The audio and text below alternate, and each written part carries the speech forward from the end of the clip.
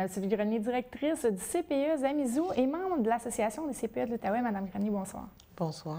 Tout d'abord, vous avez eu une grande manifestation dimanche dernier. Vous étiez des centaines à déambuler dans les rues. Le but, justement, de cette manifestation, c'est laquelle?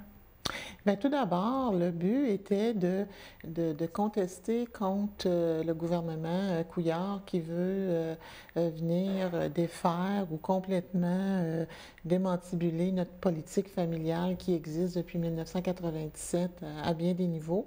Mais en grande partie, c'est surtout considérant l'augmentation des coûts de frais de garde qu'ils veulent mettre en vigueur à partir du 1er avril 2015. Justement, pour faire un petit rappel, si je peux dire, pour les gens qui ne seraient pas trop au courant ou justement qui ne comprennent pas trop les aléas de ce futur projet, de base, qu'est-ce que c'est, justement?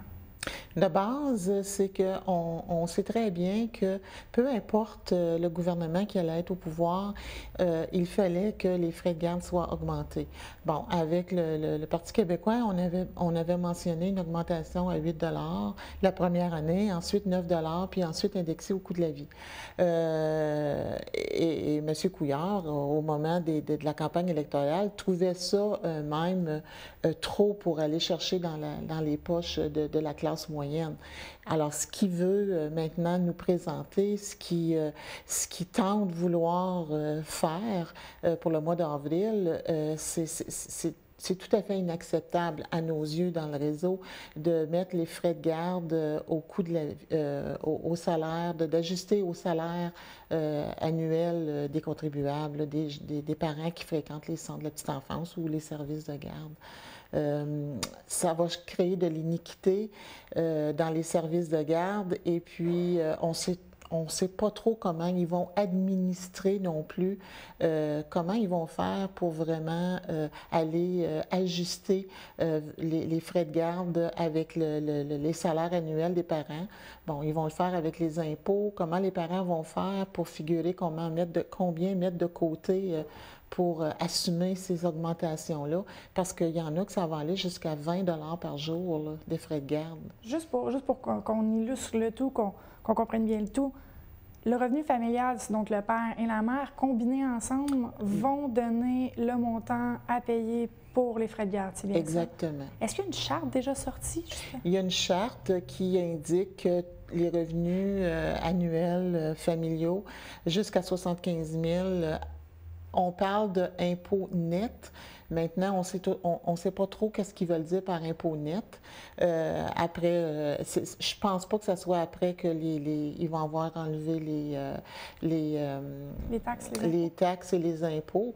Mais 75 000 ils paieraient 8 par jour, les parents. Ensuite, entre 75 000 et 125 000, si je ne m'abuse, là, on parle entre 8 et 12 Puis ensuite, on parle entre 15 puis 20, ou entre 12 puis 15, jusqu'à 20 pour les revenus annuels entre 150 000 et 200 000. Le tout n'est pas encore effectif, là. Pour les parents qui attendraient d'envoyer leur bambin en CPE, le tout n'est pas encore effectif. Non, pas du tout. C'est des spéculations. Présentement, le gouvernement est en train de réfléchir et de mettre sur pied pour changer justement la politique familiale. Et dans la politique familiale englobe les frais de garde. On n'a aucun détail. Justement, hier, la ministre, suite à la marche, là, elle a indiqué que le gouvernement était à l'écoute de la population et qu'il n'y avait rien d'officiel jusqu'à maintenant. C'est des rumeurs qui circulent, mais nous, on a peur que le gouvernement aille de l'avant avec ça et c'est la raison pour laquelle on a l'Association québécoise des CPE a mis sur pied la campagne pour sensibiliser le gouvernement et la population à dire au gouvernement on ne veut pas ça, là, cette nouvelle politique familiale-là.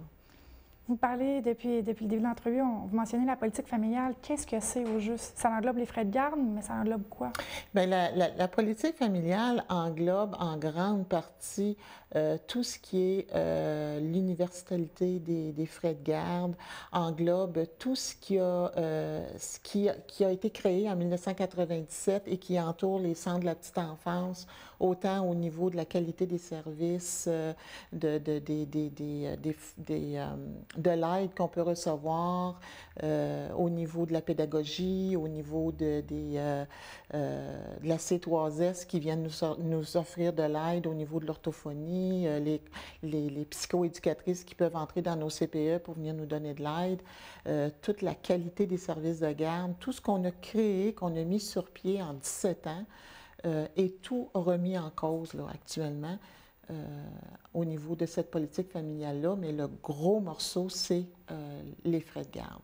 Si le taux est adopté au mois d'avril prochain, les dommages collatéraux que ça peut avoir pour les enfants? Bien, les dommages que ça va avoir, nous, on pense que dans un premier temps, ça va sûrement créer de l'iniquité dans les CPE au niveau des parents qui ils vont être confrontés à ne pas tous avoir à payer les mêmes frais de garde.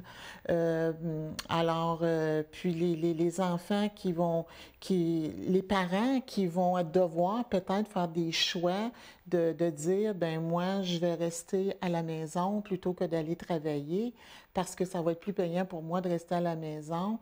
Ça peut peut-être, encore une fois, on va revenir au travail au noir, les femmes au travail. La politique familiale a permis de faire un retour sur le marché du travail de plusieurs femmes. Donc, qu'est-ce que ça va faire à long terme? Nous, on pense que ça va faire beaucoup de dommages et on va malheureusement retourner 20 ans en arrière. Est-ce que vous croyez que vous avez été entendu par la part du gouvernement avec la manifestation de dimanche?